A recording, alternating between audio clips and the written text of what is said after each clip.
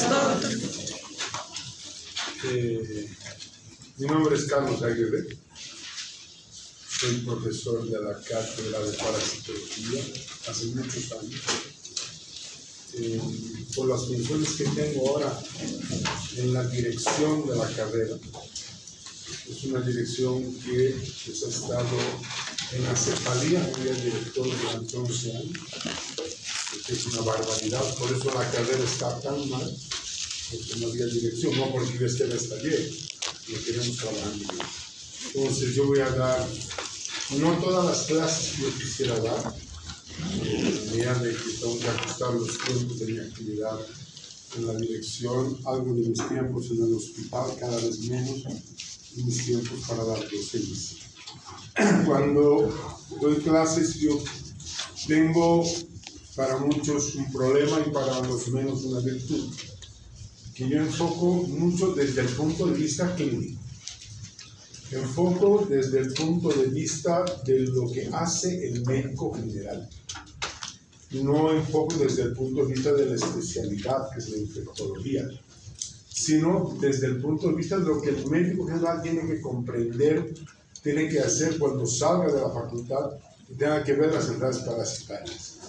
Lo mismo hacemos en el cuarto año donde doy infectología. Es decir, es enfocar siempre a la parte de la actividad profesional. Probablemente ustedes van a escuchar, por lo tanto, muchos términos nuevos, y que pues es lógico que en el segundo año no tengan todavía el conocimiento técnico. Por eso es que un estudiante que se precie de ser estudiante de medicina siempre debe estudiar y debe leer al lado de un diccionario. El estudiante que no tiene diccionario médico no va a entender, porque tenemos un lenguaje diferente, tenemos un lenguaje muy técnico, y al leer cualquier texto de medicina siempre aparecen palabras nuevas.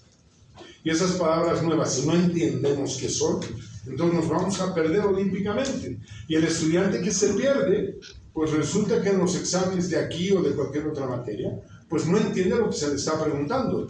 Y no entiende no porque no sepa castellano, no entiende porque no sabe los términos que se están utilizando. Entonces, una recomendación que yo les doy es que siempre tengan un diccionario en sus equipos súper sofisticados que manejan, tener un diccionario. Si alguien quiere comprarse un diccionario en papel, mejor, porque hasta el olor del papel es más agradable. ¿No es cierto? Vamos a hablar directamente de una enfermedad. Me imagino que han tenido una clase anterior sobre teniosis, sobre el complejo teniosis-cercosis, me imagino. Ya han hecho la parte de la biología y tal, y que si no voy a repetir, excepto un par de cosas. Lo otro, voy a pedirles que sus teléfonos estén en silencio, ¿de acuerdo? A la que suene un teléfono me voy. Yo he puesto mi teléfono en silencio y tengo mucha actividad, pero no puedo yo priorizar mi teléfono a mi clase, ¿de acuerdo? Cualquier término que yo utilice, cualquier término que no entiendan, pues no tengan ningún temor en levantar la mano y pedirme qué es eso que acabo de decir. Entiendo que ustedes están en segundo año, por lo tanto, pues yo sé y entiendo que pues hay muchos términos que no los van a poder manejar bien. Es muy interesante la historia de esta enfermedad, porque primero que no leo diapositivas, no soy karaoke. Está ahí, ustedes ya pueden leer. Entonces, la historia de la enfermedad pues viene de hace muchísimos años, ¿no? Más o menos hace 5.000 años. Ya se sabía de esta historia de la cisticercosis. O sea, no es nada nuevo para la humanidad.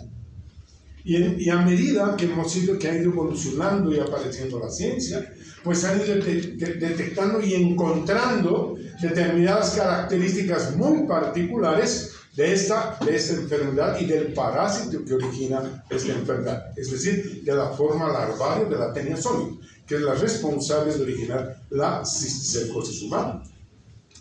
Y vamos a ver, y está resaltado, que más o menos en 400 años, desde el 1500 hasta el 1900, en 400 años recién se llegó a saber exactamente qué era. O Pues imagínense la cantidad de tiempo que llevó a muchos investigadores en ese lapso de tiempo intentar entender qué era la cisticercosis humana y obviamente la cisticercosis porcina. Por eso es que cuando ustedes ven, es recién en 1900 aproximadamente, o sea, hace pues muchísimos años, 120 y tantos años, que recién se entiende cuál es el ciclo biológico de estos parásitos. Entonces, como ustedes pueden ver en esta diapositiva, o sea, hay muchos.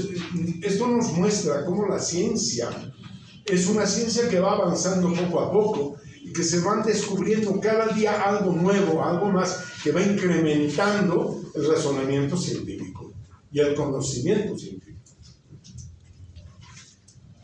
Para comprender el tema con precisión, y esto lo vamos a ver en todo este primer capítulo, todas las enfermedades y los parásitos de este primer capítulo siempre van a cumplir esas tres etapas.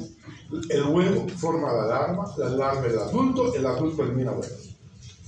Eso siempre, en cualquiera de las patologías que han debido ver o van a ver en teoría y en la práctica, en la tirosis, en inmunodeficiencias, etcétera, etcétera, etcétera, siempre hay este cuadradito, estos tres componentes. Reitero, el huevo forma larvas, las larvas el adulto y los adultos ponen huevo. Entonces, si nosotros pasamos esta idea a la imagen que está al lado, vamos a ver exactamente lo mismo. Los huevos de las tenias originan las larvas, los cisticercos los adultos, y los adultos eliminan los huevos. Ya está. Esta es la síntesis del ciclo biológico de las enfermedades por todos los céstodos que existen tanto en humanos cuanto en animales. Entonces quiere decir que si hay huevos dentro del individuo, ¿el individuo qué tiene? ¡Acción! Si el individuo está eliminando huevos, ¿qué es lo que tiene en su organismo? El adulto. ¿No es cierto? Y si el individuo ingiere huevos, ¿qué se va a transformar en su interior? Larvas. Fácil, ¿no ve? Y si ingiere larvas, ¿va a tener en su interior con qué? Ya está. Por lo tanto, los huevos ocasionan la cisticercosis. Y la ingesta de cisticercos originará teniosis. ¿Verdad? O sea, nada más es comprender ese concepto. Vamos a ver. Pero entraremos al tema para lo que nos han convocado a esta charla. Los cisticercos y las cisticercosis. Hay dos cisticercos, ¿no? Cisticercus celulose, que es la forma larvaria de la Taenia soli, que han llevado en la clase anterior, y el Cisticercus bovis, que es parte del ciclo evolutivo de la Taenia soli. ¿Qué nos interesa de las dos? Solo uno, el Cisticercus celulose. El Cisticercus bovis no evoluciona en el humano. El Cisticercus celulose evoluciona en el humano y en el cerdo. El Cisticercus bovis solo evoluciona en el ganado bovino. ¿Por qué? Por una razón estrictamente de carácter genético. O sea, no hay una correlación genética entre el humano y las larvas de la Taenia saginata, que es el Cisticercus bovis. Por eso es que pues, nos interesa el Cisticercus celulose. Sin embargo, la morfología es la misma. En la parte de arriba de la diapositiva estamos viendo cisticercos. ¿De acuerdo? El cisticerco tiene una membrana cisticercal, tiene un líquido en su interior cisticercal, y esta estructura blanca que vemos es el escólex, es decir, la estructura que va a dar lugar a es decir, la estructura que va a generar el escólex, que es una estructura, perdón por la redundancia, que es la encargada de clavarse o enclavarse a nivel de la mucosa del intestino delgado. ¿Y por qué las tenias viven en el intestino delgado? Los adultos. ¿Quién quiere responder? ¿Por qué no viven en otra parte? Por su tamaño. Por el tamaño, perfecto. Porque es el único órgano donde pueden vivir metros, ¿no? ¿Qué otra estructura le puede crecer tanto? ¿Y por qué más? Porque estamos nutrientes, ¿verdad? Muy bien. Entonces, también estos parásitos tienen que encontrar un lugar donde vivir. Así como entonces, pues, el resultado es que estos parásitos, ¿de acuerdo? Van a vivir, van a tener un hábitat, ¿de acuerdo? Por un tropismo. El tropismo es la preferencia determinada por las características y estructuras bioquímicas de cada tejido. Cada tejido nuestro es distinto. Cada tejido nuestro tiene diferentes componentes bioquímicos. Y por lo tanto, los parásitos para llegar donde tienen que vivir, tienen que haber encontrado y evolucionado a través de receptores que les permita captar la bioquímica de ese tejido.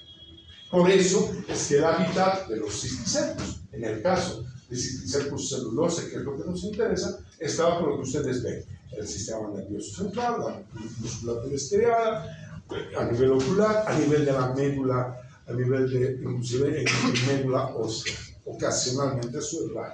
Entonces estamos viendo los cisticercos. Estos cisticercos son diferentes de estos. ¿Por qué? Porque estos son los vesiculares y estos son los que nos encontramos cuando el parásito vive al interior del parénquima del sistema nervioso central. Se llama intraparenquimatoso. En cambio, estos otros como uvas, ¿ven, no ven? Se llaman racenosos. Y estos van a crecer en lugares donde haya más espacio. El parénquima, la estructura de la masa encefálica es compacta. Sin embargo, al interior hay ventrículos. ¿Hay cisuras o no? ¿Han estudiado o no? ¿Sí o no? Sí. Pues. Entonces, en esos lugares donde hay espacio, el cisticerco puede crecer más. Y se llama la forma racenosa, que viene a imaginar como un racimo de uvas. Estos van a crecer en lugares de espacio. Muy bien. Estas formas evolutivas tienen 4 etapas que ustedes las ven.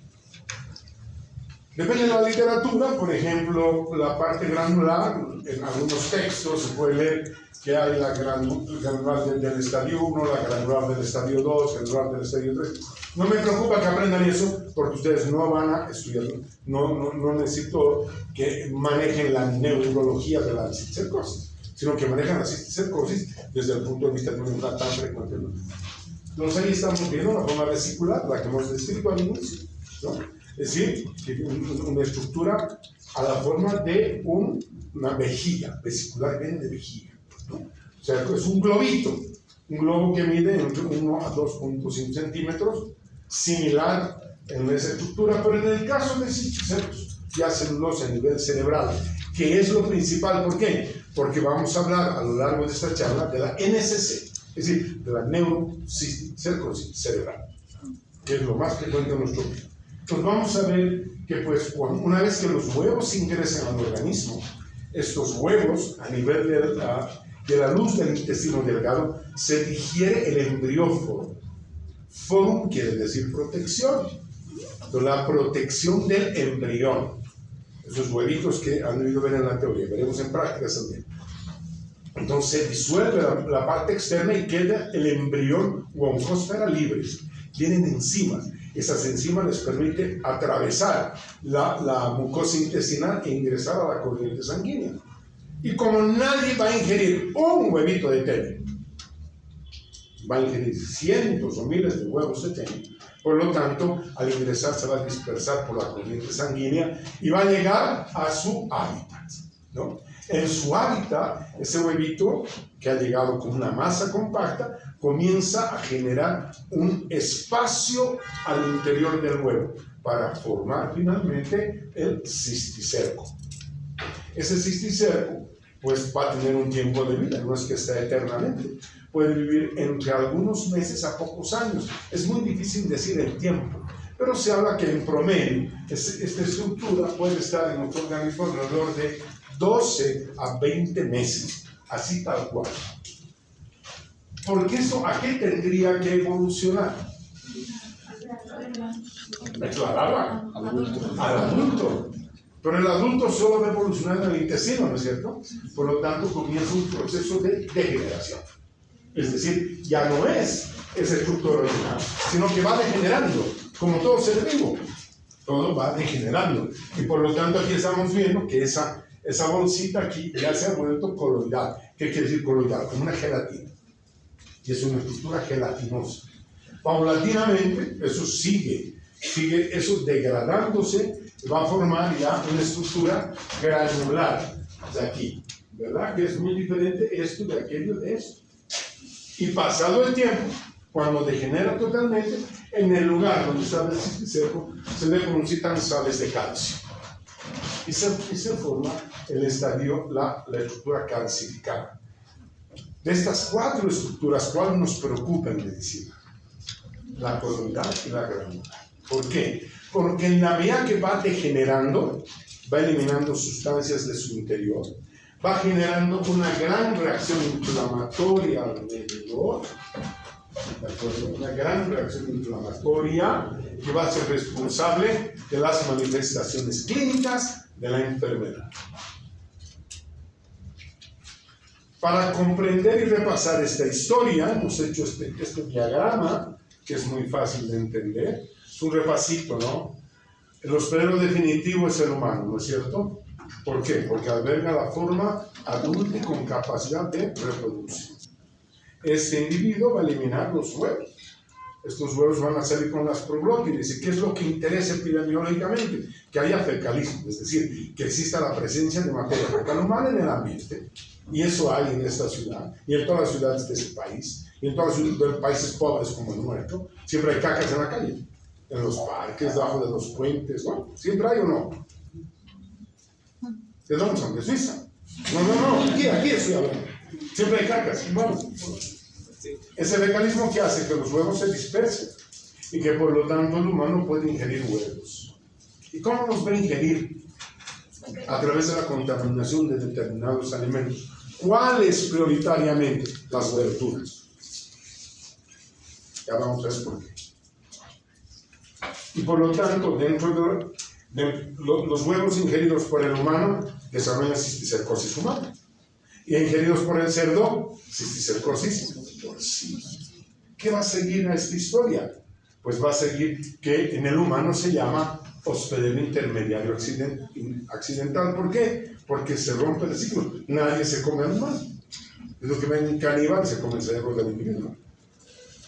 Y el otro, el cerdo, llama hospedero intermediario, pero no es accidental. ¿Por qué? Porque nos encanta comer chancho. Nos encantan los chicharrones, ¿no? ¿O no?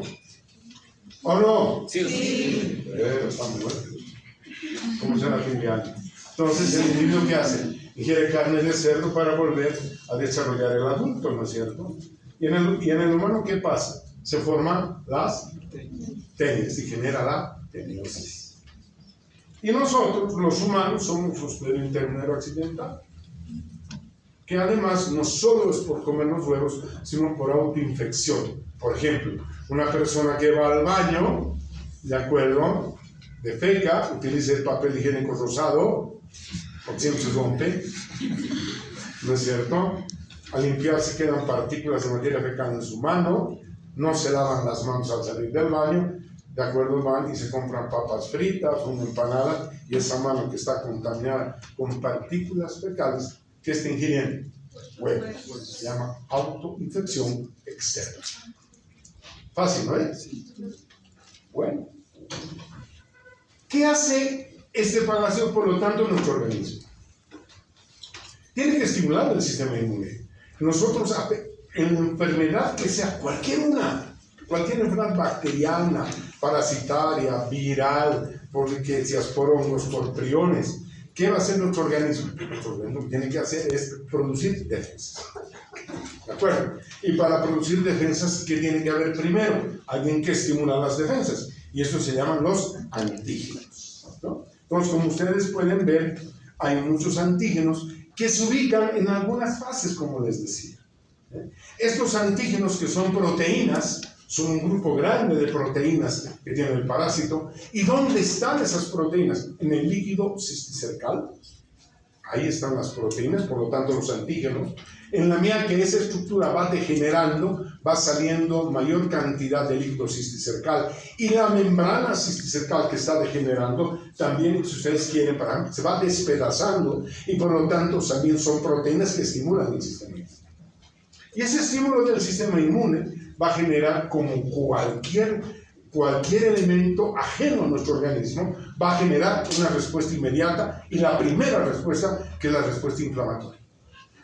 Cualquier cosa que nos ataca, cualquier factor externo a nosotros que nos agrede, se llama noxa. ¿Y qué quiere decir? Algo que nos agrede. Ejemplo, ¿alguna vez se han quemado por estar en el sol? Sí. Sí. No se han quemado. Bueno, ahora se quemen. Se quemen para entender. ¿De acuerdo? ¿Por qué se han quemado? Por los rayos solares, ¿no? ¿Y cómo reacciona su organismo? Una reacción inflamatoria. Se ha puesto colorado, con dolor, etc. ¿No? ¿Sí o no? Sí. Ahí está. ¿Alguna vez se han quemado con agua caliente? Sí. Qué bien, me alegro. Porque además con agua caliente, ¿qué ha producido? Se enrojecido, nos ha producido dolor. Fíjense otra cosa. La radiación solar, el calor. ¿Alguna vez se han cortado, se han clavado una espina, un alfiler, un cuchillo, algo? Sí. Un puñal, lo que sea. ¿Se han clavado alguna vez? Sí. Sí, ¿no? ¿Qué ha habido? Una reacción inflamatoria, ¿no? Ese lugar ha sangrado un poquito, pero se ha puesto enrojecido y con dolor. Eso se llama reacción inflamatoria. Obviamente dentro de nuestro organismo pasa lo mismo. Los antígenos se estimulan y se genera una reacción inflamatoria con una gran cantidad de células que van apareciendo. No voy a hablar, han estudiado ustedes en histología, las natural killers, los macrófagos, las células T, eso ya lo saben, no tengo por qué repetirlo. Y por lo tanto, ¿qué hace nuestro organismo? Comienza a formar las defensas, los anticuerpos. ¿Cuál es el primer anticuerpo que se presenta en cualquier enfermedad infecciosa? La inmunoglobulina E. ¿De acuerdo? Y esa inmunoglobulina está en la circulación nuestra, intentando encontrar otros parásitos para ver si los puede destruir. Algo que normalmente no se logra, y tiene una respuesta que se llama la TH1, que son los linfocitos T, colaboradores o ayudantes de tipo 1, los LTH1, linfocitos T helper 1, es decir, linfocitos cooperadores del tipo 1, que va a generar un grupo de interleucinas que van a estimular a nuestro organismo para que se pueda defender de la infección. En la fase granular sucede una cosa similar. ¿De acuerdo? O sea, ambas fases, que son fases de degradación, están estimulando nuestro sistema inmune. De aquí ya podemos sacar una conclusión. Quiere decir que nuestro organismo produce anticuerpos. Quiere decir que nosotros podemos medir pruebas de laboratorio para medir los anticuerpos del individuo. ¿Agarran la idea de por qué importa eso? ¿No ven? Es cuando nosotros pedimos un laboratorio. ¿Y para qué pedimos un laboratorio? Para que nos diga el laboratorista si hay anticuerpos contra cisticercos. Pero los seres vivos son hábiles para escapar, para evadir la respuesta inmune. Cuando alguna vez su familiar les ha tirado un chancletazo, ¿qué han hecho? Han corrido, se han agachado, ¿no es cierto? Han evitado el chancletazo o el chicotazo, lo que fuera, ¿no ven? Los parásitos igual. Los seres vivos, todos los seres vivos, evitan que el sistema inmune los destruya. Natural.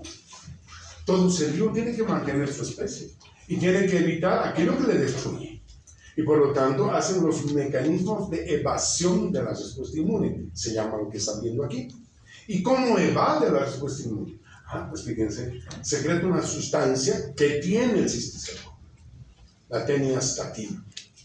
¿Y qué hace esta sustancia? Lo están leyendo. Inhibe una proteína que es el complemento que ayuda a destruir a los parásitos. O sea, que no se secrete complemento. O sea, la unión antígeno-anticuerpo-complemento es aquella que destruye, ¿verdad? Pero si hay antígeno-anticuerpo y no hay complemento, no hay destrucción. Tan bien nos conocen los parásitos, tan bien, ¿de acuerdo? Que saben cómo reaccionamos y saben cómo controlar la enfermedad. Y eso va a lograr, por ejemplo, que no vaya muchos linfocitos, claro. Los linfocitos T, que son fundamentales para la defensa, inhibe, o sea, evita que lleguen a través de bloquear la respuesta inmune. Deprime la inmunidad celular, es decir, la aparición de muchos linfocitos con capacidad fagocitaria. Ay, pero un linfocito se va a fagocitar un cisticerco de 2 centímetros. Obvio que no. Pero la llegada de estas células coopera para la destrucción del parásito. Pero va bloqueando, ¿verdad? Y altera la reacción inflamatoria. La inflamación es vital en nuestro organismo como defensa. pues se ocupa de que no haya mucha reacción inflamatoria. ¿Por qué? Si hay menor reacción inflamatoria, hay menor llegada de células blancas, de células de la serie blanca. Por lo tanto, hay un nivel de evitar su destrucción. Y en esta imagen que ustedes ven, todos estos huequitos que están viendo son cisticercos en diferente etapa evolutiva. Estos son los vesiculares, estos son ya los granulares, ¿de acuerdo? Estos ya son coloidales. ¿Qué quiere decir? Que este individuo se está infectando, está ingiriendo alimentos contaminados con partículas fecales que contienen huevos regularmente. Es el individuo que come en la calle. ¿De acuerdo? Porque la calle es de terror en nuestro medio. Todo que, para que tengan una primera idea, hace años hemos estudiado todos los alimentos que se venden en la Asamblea. Todos. El 60% tenía partículas de materia fecal.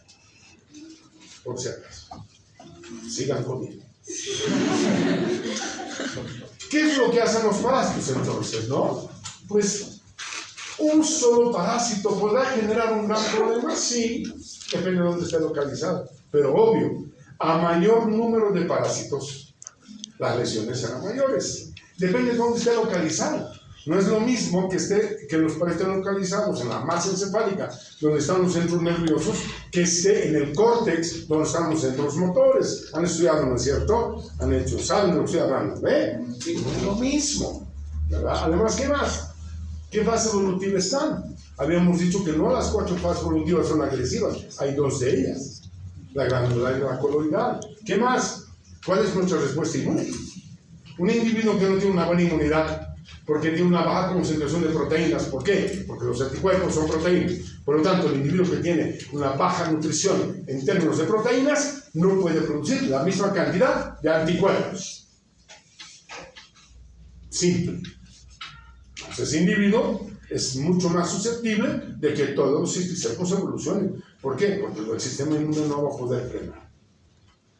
Y por lo tanto, ¿qué va a producir? Ahí tienen estas fotografías, ¿verdad?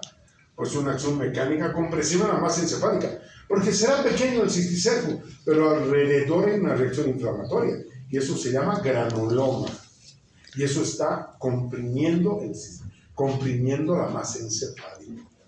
Tiene una acción tóxica, claro, está eliminando sustancias del líquido cisticercal, formando los granulomas inflamatorios, y por lo tanto, al generar una reacción inflamatoria, ¿alguna vez se han doblado el tobillo? Bailando, porque deporte los militares no hacen, bailan, entrando, no entran. ¿Se han doblado el tobillo? ¿Se hinchado? Listo. Se llama edema. ¿Por qué? Porque con un traumatismo de esos, como reacción de nuestro organismo, sale líquido al intersticio y aparece el edema, se le hincha el tobillo, ¿verdad? Pues lo mismo pasa en el cerebro. Por la presencia del parásito, hay salida de líquido hacia la masa encefálica. Y no se olviden que la masa encefálica está en una sinartrosis. ¿Saben lo que es eso? Sí. Qué bien. Eso me gusta. ¿No? Entonces, con la masa encefálica que tenía un volumen, ese volumen aumenta. ¿Por qué? Porque hay células inflamatorias y sale líquido. Por lo tanto, hay un incremento de la presión endocraniana o intracraneana. ¿Me van siguiendo o no? Sí. Entonces, ¿qué va a pasar? Y ahora sí, ya aterrizamos. Con toda esta historia, pisamos tierra. Periodo de incubación, años, promedio, 4.8 años. ¿Qué quiere decir? Que no es que vamos a infectarnos y en una semana, en 2 semanas estamos mal. No es así. El promedio son 4.8 años después de haber infectado. O sea, tiene que pasar mucho tiempo para que aparezcan los problemas que vamos a describir. Y vamos a hablar de la forma parenquimatosa, que también se llama la forma cortical. ¿De acuerdo? Y aquí estamos viendo unas fotografías. ¿Ven estos globitos en las fotos, no? ¿Ven? Sí. Eso. Vesicular. ¿No es cierto? Aquí está uno. Aquí está otro. Aquí está otro. ¿De acuerdo? Porque el individuo que ingiere un alimento contaminado con partículas fecales no va a ser pues un huevito de tenis, ¿no? Se va a pegar una buena cantidad, cientos de huevitos de tenis. Ok, entonces, ¿qué va a pasar? Va a aparecer lo que se llama el síndrome epiléptiforme o también las convulsiones de tipo epiléptico. En el más del 60% de los casos de neurocisticercosis hay lo que la gente le llama ataque. ¿Quién ha visto alguna vez eso? ¿Alguna persona que ha dado ataque? ¿Nadie ha visto? A ver, cuente en voz alta, ¿cómo era el caso?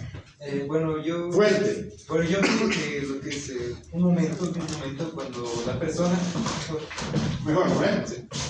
Entonces yo vi un momento hacer, la persona estaba convulsionando y Primero, ¿qué ha pasado?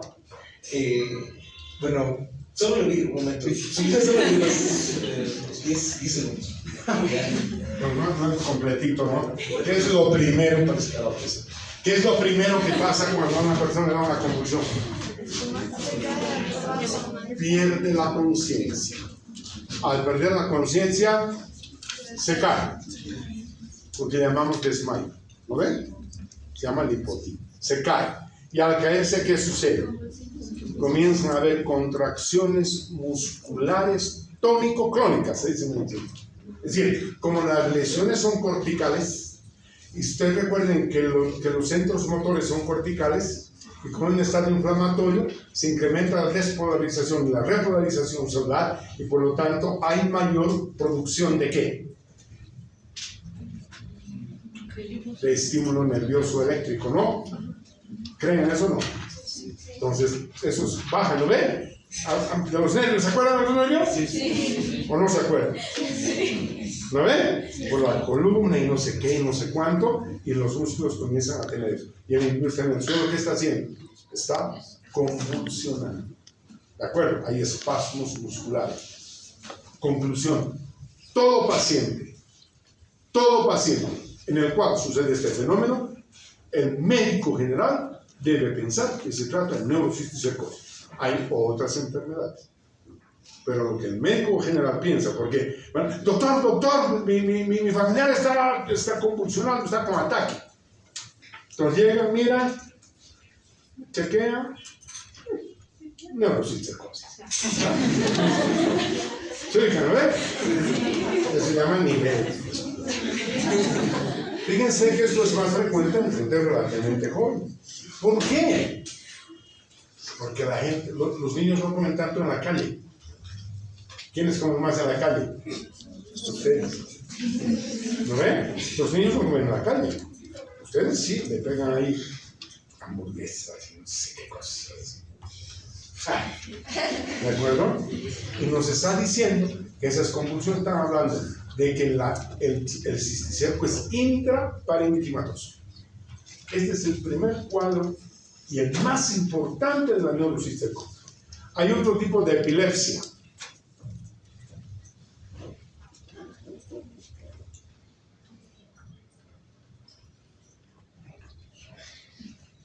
¿Qué ha pasado? ¿Qué decimos cuando he hecho lo que he hecho? Me colgaron, ¿eh? ¿Sí? Esa es una forma de epilepsia. La gente que se cuelga, se está hablando de... ¿Ah? Cuidado, es otra forma de epilepsia. ¿De acuerdo? O sea, no solo es pensar en lo que comenta, ¿no? Sino pensar en los que se cuelgan. Cuidado, no se me olvide. La forma extraparenquimal, hay muchas más cosas, ¿de acuerdo? Pero no quiero entrar en todo el detalle. Quiero que se le escriba las ideas claves para el médico general. ¿Qué es la forma extraparenquimal? Pues ahí están viendo. Subaracnoidea, intraventricular, espinal ocular. La más frecuente está entre la intraventricular y la subaracnoidea. Más o menos el 20% de los casos están en ese. ¿Qué es lo que van a producir? Ya fíjense. Volvemos a la biología, la forma racemosa. ¿Ubica, no? ¿Por qué? Porque la ubicación es diferente. ¿No es cierto? Están en esas estructuras anatómicas que ustedes están leyendo y que son unos capos porque ya saben. ¿Qué significa una alteración de la circulación del líquido cefalorraquídeo? Que el líquido cefalorraquídeo, al no circular, está bloqueado y se acumula. Más la reacción inflamatoria, la salida de líquido en el intersticio, por lo tanto hay mayor cantidad de líquido dentro de la cavidad craneal. ¿Qué quiere decir? Que va a haber un incremento de la presión, le llamamos un síndrome de hipertensión endocraneana o intracraneana. Y eso se debe a lo que ustedes están leyendo, no tengo yo por qué leer más. Y por lo tanto, ¿qué va a pasar con el niño? Se acumula mucho líquido en su sistema a nivel craneal y eso significa que hay hidrocefalia. Es decir, en niños puede crecer la cabeza. En adultos no, porque es una sinartrosis, ¿no? O sea, no va. ¿No ve? Pues no hay eso en adultos, ¿no? Así que se desprende. No puede suceder, ¿no? En niños sí. Entonces hay una hidrocefalia, que quiere decir con mayor cantidad de agua dentro del sistema nervioso. ¿Qué tiene el individuo? Al igual que en el otro caso también. Cefalea. ¿Qué es la cefalea? Esto es clave que el médico general entienda. Porque el primer diagnosticador es el médico general, en el servicio de salud, en el primer nivel de atención. Cuando ustedes hagan médicos, no van a entrar al hospital de entrada, ¿no? Van a ir a trabajar a un primer nivel de atención. ¿Y la gente con qué va a venir? Con cefalea. Y les va a decir, oiga, doctor, yo estoy con dolor de cabeza ya hace mucho tiempo. Semanas, tal vez. Al principio tomaba paracetamol, me iba muy bien. Tomaba uno al día y me calmaba. Después 2, 3, ya no me calma el paracetamol, ya no me calmaba, doctor, el paracetamol, comencé a tomar dioxadol, o qué sé yo, Tylenol, yo qué sé. ¿Qué te está diciendo el paciente? Te está diciendo, mire, con los analgésicos naturales, o normales, perdón, no me calma el dolor de cabeza. ¿Y por qué no? Porque hay una vasculitis, hay una inflamación en el cerebro. ¿De acuerdo? Y por lo tanto él comienza a tomar más cosas. Y a veces el dolor es más intenso cuando mueve su cabeza. Está dolorido y si mueve mi cabeza, doctor, más me duele. ¿Por qué? Porque hay como una presión, ¿no es cierto? Esa cefalea crónica debe hacernos pensar en neurocisticercosis. Fíjense que ya les estoy dando datos que ustedes ya pudieran estar pensando. Si conocen a alguien, en sus amigos, parientes, compadres, familiares, los del equipo, la banda, lo que sea, ¿de acuerdo? Que tiene convulsiones o que tiene cefalea crónica. No es la cefalea del fin de semana, que es otra cosa. Estoy hablando de la cefalea de semanas. Ese paciente, ustedes ahora en segundo año, están en la obligación de decir, vamos al médico. No esperen ser médicos, por favor. ¿Por qué? Porque nos están dando un dato fundamental de que hay un problema a nivel del sistema nervioso central. Y aparecen otras cosas que ustedes ven. Inclusive, cuando me olvidaba anotar aquello, cuando esta presión es muy grande, aparecen muchos vómitos. Y se llama vómito en escopeta. O sea, el paciente vomita a distancia por la presión intracraneal. O sea, ¿han vomitado alguna vez? Sí. Me alegro. Porque van a entender. Dígame, ¿no es?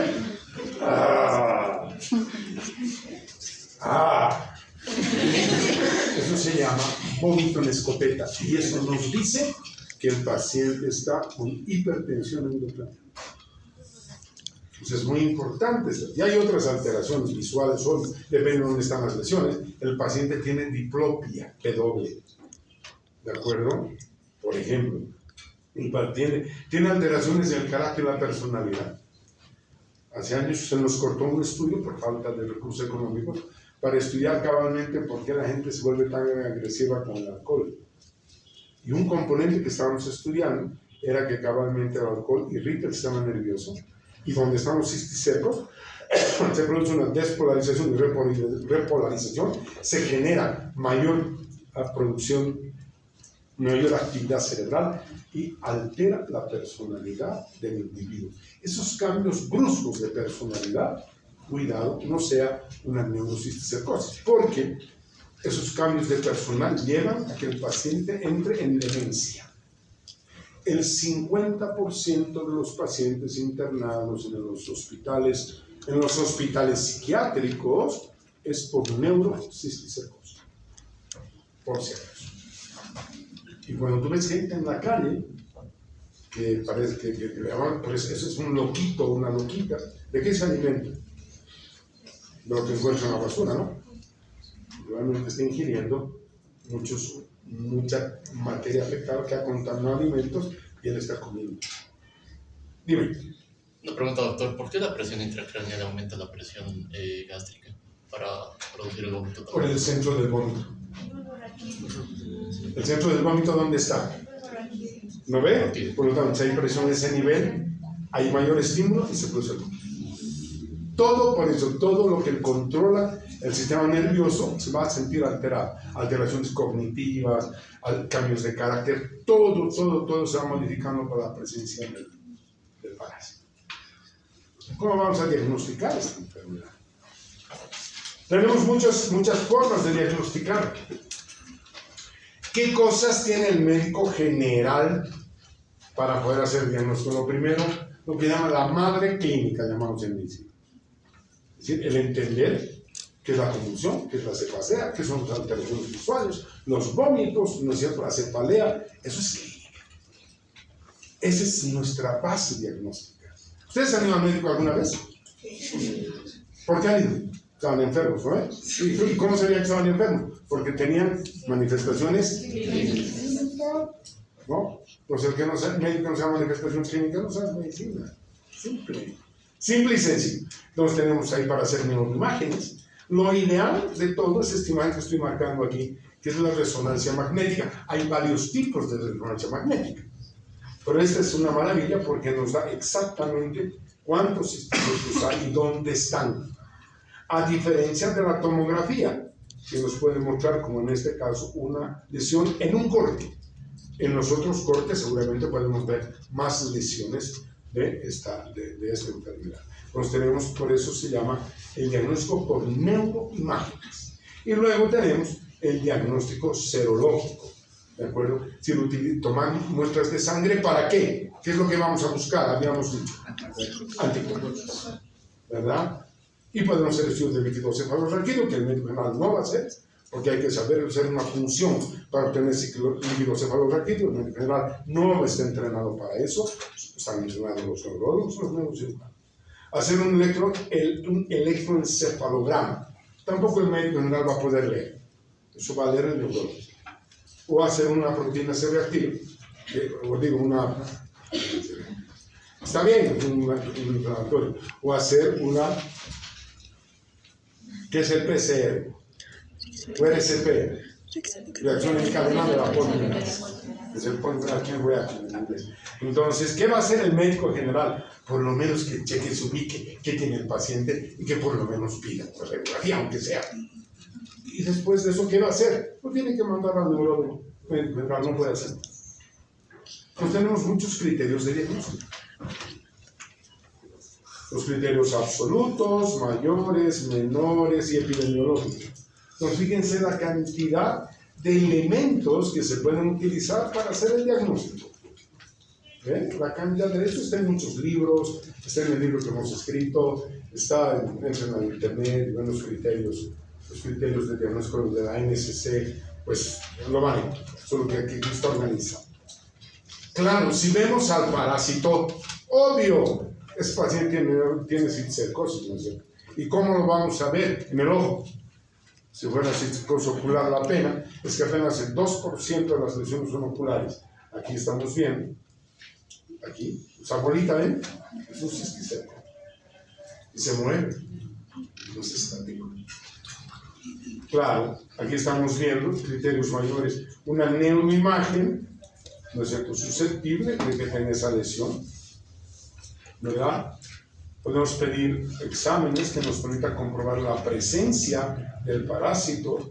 Los criterios menores, la cefalea. Toda la cefalea es cisticercosis, no puede, tampoco así, ¿no? Tampoco así.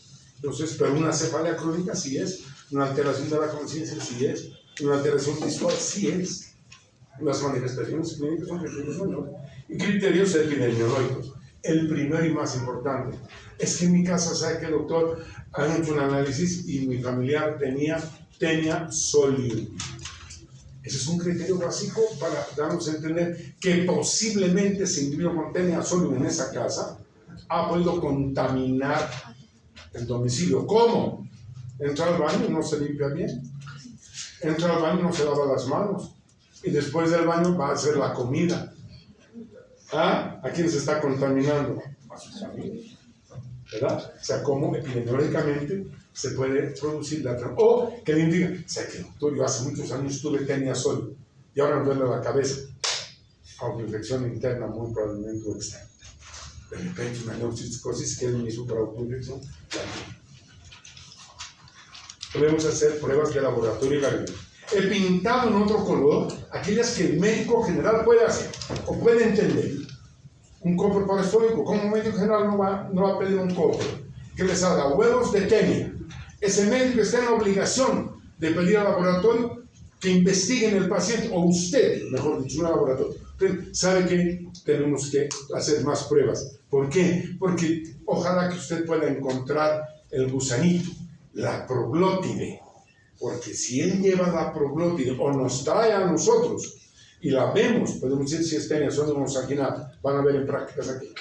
Y si lleva al laboratorio, el laboratorio dirá, tenia solium. Por lo tanto, este individuo puede estarse autoinfectando internamente por esta enfermedad. Eso lo puede hacer el médico. ¿Qué más puede hacer el médico general? Pedir un EITB, una prueba de laboratorio, que le diga que es reactiva o positiva a cisticea. Las otras pruebas son más complejas de hacer. Una gran prueba que en el país solo un laboratorio hace es lo que llaman el antígeno de glicoproteína purificada delectiva. Esta prueba es una prueba muy moderna, una prueba que solo un laboratorio hace en Bolivia. Es muy cara, pero con que el individuo tenga 1 o 2 cisticercos pues ya da positivo. Tiene una sensibilidad altísima y es una maravilla, solo que pues, es muy cara.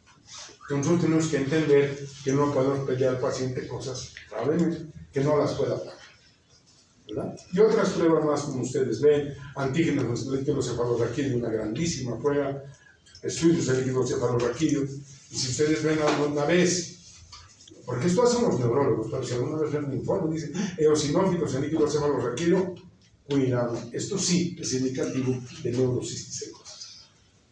Y pues hacer ya cuestiones oculares, ¿no? Retinoscopía, ecografía ocular, que el médico general no. Eso lo va a hacer el oftalmólogo. Ahí estamos viendo una lesión posterior, donde vemos, fíjense, está el escólex y todo, ¿no? Aquí toda la forma de círculo. Ok. Cuando decimos un diagnóstico definitivo, ahí están viendo. Y cuando es un diagnóstico probable, ahí están leyendo ustedes. O sea, por eso es difícil diagnosticar cisticercosis. No es tan fácil, porque tenemos que unir varios criterios para poder llegar a un diagnóstico final. Y por eso es que el médico general muchas veces, pues si sospecho que el paciente tiene cisticercosis, se tiene que ir. Si alguien se tiene que ir, tienen clases o están aburridos, no hay problema, se paran y se van. No me voy a resentir ni nada. La puerta está abierta para eso. Hasta puede haber un temblor, no ¿ok? Entonces ahí están viendo qué es un diagnóstico definitivo en base a los criterios anteriores y qué es un diagnóstico probable. Para tratar esta enfermedad, no voy a entrar en la cantidad de medicamentos ni nada. No, porque no corresponde. Aprenderán cuando hagan farmacología, estén en 4º año y hagan infecto y después neurología. ¿Qué le vamos a dar al paciente? Médico general. Lo primero, le duele analgésicos. A ver, y si a pesar del analgésico sigue el dolor, lo derivamos a un especialista. No se hagan los que le doy ahora uno y otro mañana, y le sigo dando y le sigo dando. No, hasta que el paciente se sabe que no me está curando, doctor, porque sigo con dolor. Se ubican, ¿no ven? Entonces el médico general tiene que darse cuenta que hasta donde puede llegar. Lo máximo que podemos dar es un analgésico. Porque ya cuando ingrese a un servicio de neurología, van a hacer otro que está bien. Le van a dar un antiparasitario más un antiinflamatorio, un corticoide más albendazol. No me importa que aprendan eso, pero que sepan. ¿Qué le van a dar? Si tiene convulsiones, hay que darle un anticonvulsivante, por lo menos durante 6 a 9 meses. hasta que la reacción inflamatoria cerebral desaparece. ¿Quién va a llevar ese tratamiento? El neurólogo. También nos manda ustedes para que como médicos de primer nivel hagan el control del paciente. ¿Y qué más? Bueno, tal vez entre más cirugía, pero no ustedes, ¿no? No en la cabeza de un ciudadano. Estamos viendo las reacciones inflamatorias terribles que se forman al interior del sistema nervioso. Esto blanco que ven son reacciones inflamatorias. Tremendas. Alteraciones de la morfología por la presencia de ellos. En nuestro país hay mucho de esto, pareciera poquito, pero en los estudios que se han ido haciendo nos hemos encontrado mucho más en el altiplano, mucha más gente. ¿Por qué? Porque somos muy afectos a meter en chicharrones y tal, pero además insuficientemente cocido, porque el chicharrón paseño es distinto al chicharrón cochabambino en su elaboración. ¿Sabían eso o no? Claro que es diferente, totalmente distinto. El chicharrón paseño lo que hay que se hace es meter al aceite hirviendo. ¿No ven? Lo de afuera bien cocido y por dentro medio crudo. Y ahí están los cisticercos. Cuando aquel que se hace primero cocer y después freír, obviamente menos riesgo de infección. Eso vamos a ver en práctica. Hay estudios que se han hecho, los doctores Laforcada, de fisiología, han hecho un estudio hace tiempo, y más o menos de todos esos pacientes que tenían epilepsia, el 15% eran por cisticercos. En un estudio que se ha hecho, ya hace años también, se ha demostrado en estas... Porque han hecho que saca Cochabamba Itálica, que es el lugar donde más chancho se produce. ¿De acuerdo? También hay importantes niveles, porcentajes de individuos infectados. Y esta imagen es fenomenal. Porque esta imagen nos cuenta toda la epidemiología. Primera imagen. El río, el Choquillapo, la Orcojahuira, que después da lugar al río La Paz, y ahora con miles de ríos que hay, ¿no ves? ¿Qué va a los ríos? Las cacas de todo el mundo. Los individuos que tienen teniosis, que están eliminando proglótides y huevos de la teniasol, ¿no? Y es donde va, por la alcantarillada. ¿No ven? ¿Dónde llega esta agua? Arriba abajo. ¿Con qué se produce puertos alimentos de río abajo? ¿Con qué agua? Con agua llena de cacas. Pero la verdad, pues, ¿o qué crees? Ahí estamos viendo hasta el color de las aguas, están produciendo choplitos y no sé qué historias. ¿Y esos productos dónde llegan? Al mercado. ¿Lo ven? Y en el mercado las señoras que venden se lavan sus manos. ¿Lo ven? Agarran un tomate, lo mismo es, ¿no? Y venden, y nosotros compramos. Llegamos a nuestra casa, la lechuga, ¿lo ven? Una entrada, salida, ¿sabes? Listo, una sacudida y a comer. ¿Dónde se produce su alimento? En estas condiciones. Por eso la contaminación de frutas y verduras, ahí viene la explicación, es muy frecuente por este tipo de cosas. Después, ¿qué más? ¿No es cierto? El comer a mano limpia, sin lavarse, la venta de alimentos expuestos. Las moscas, ¿dónde se paran? En la materia fecal. ¿Han visto o no? Bueno, ¿dónde después se paran? En nuestra comida. ¿Qué hacemos cuando se paran una mosca en nuestra comida? En nuestra casa. Y seguimos comiendo. La mosca debe dejar cientos o miles de bacterias, de virus, de huevos, de parásitos. Nunca una vez que las moscas embarazan las rosas, por el amor de Dios. Están paradas en la materia fecal. Y comemos, y ahí está cómo se come, ¿no? En las calles, a mano limpia, ¿no ve? Lindo. Y la autoinfección. Es entre con su celular, ¿no es cierto? Están horas de horas. Cometen un error gravísimo. Sueltan el agua sentado. Se generan microaerosoles en el inodoro que salpican al cuerpo o a la vaina del inodoro y se contamina. ¿Y cuánto se lavan sus manos después de entrar al baño? Cada uno vea. Bien lavadas, me refiero. Entonces, ¿qué hace este individuo que tenía teniosis? Supongo. ¿Ah? Si no tiene un buen aseo de las manos, ¿qué va a hacer? Sale, se va a agarrar una galletita, un pedacito de pan. ¿Con qué? Con sus manos cochinas, sucias. Autoinfección. Y la salteña. ¿No? Y las alacitas es un espacio de altísima contaminación. Prácticas con mi grupo, vamos a ver. Por lo tanto, pues tenemos una hipótesis de que más o menos muchos individuos en nuestro medio sufren de cistercosis debido a los diferentes estudios que se han hecho, ¿no?